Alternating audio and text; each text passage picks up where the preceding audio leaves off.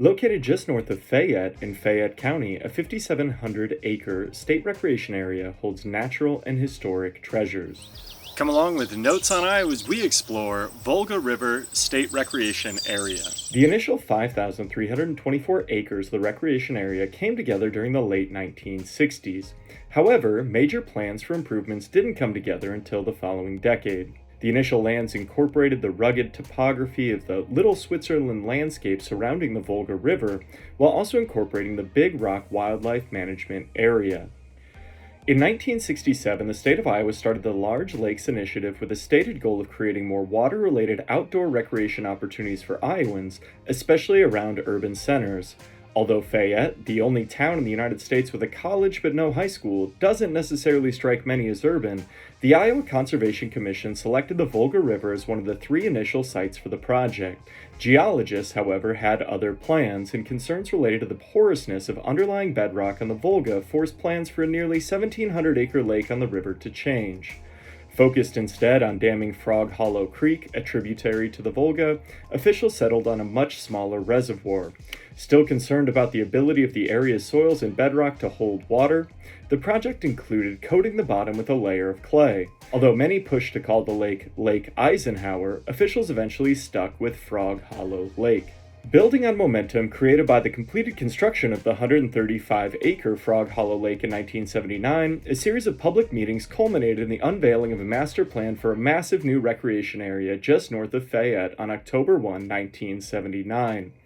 Designed to quote, maintain and enhance a highly diverse ecological mix of forest, savanna, grassland, marsh, pond, and other natural environments, end quote, the plan also called for picnic grounds, shelters, a modern campground, primitive camping areas, and a laundry list of other amenities.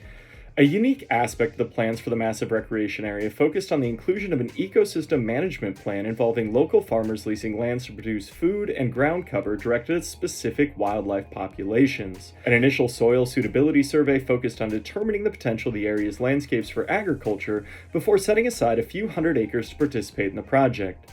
Dividing areas into primary, secondary, poor, and unsuited statuses helped to enhance plans for habitat maintenance and rehabilitation throughout the park. Starting with 3-year leases to local farmers, conservation officials developed specific programs focused on crop rotations between corn, oats, and hay. Developers of the program paid special attention to soil conservation practices, and requirements on farmers dictated 10% of all crops must be left in fields as food for wildlife populations.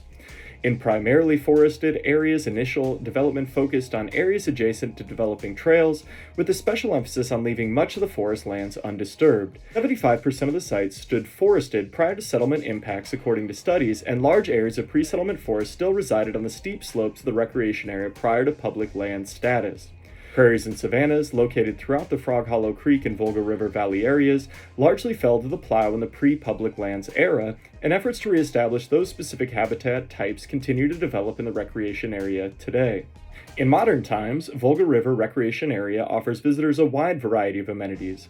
Bluegill, crappie, largemouth bass, and channel catfish await eager anglers at Frog Hollow Lake, and a 3-lane boat ramp, a floating fishing pier, and jetties provide accessibility. Canoeing and kayaking prove popular pastimes throughout the park, either on the lake or on the Volga River itself. Swimming is prohibited in Frog Hollow Lake. Over 22 miles of hiking trails wind through diverse habitat, and seasonal hunting offers opportunities for a variety of hunters throughout the year. Modern, primitive, and equestrian campgrounds invite visitors to spend a weekend or longer taking in all the recreation area has to offer. Next time you find yourself looking to get out and enjoy Iowa's public lands, consider a stop at Volga River State Recreation Area. A truly stunning representation of Iowa's natural beauty and a testament to the necessity of maintaining opportunities to get outdoors for all Iowans, Volga River State Recreation Area shines as a must-visit for all people hoping to see Iowa slowly. Thanks for coming along with Notes on Iowa to explore Volga River State Recreation Area. Make sure to subscribe to the Notes on Iowa website, subscribe on YouTube, follow on social media, and tune in each Sunday to explore the history of Iowa State parks, preserves, and other public lands. Hope I'll see you out there. There's a lot of good history about Iowa a lot of people don't even know about.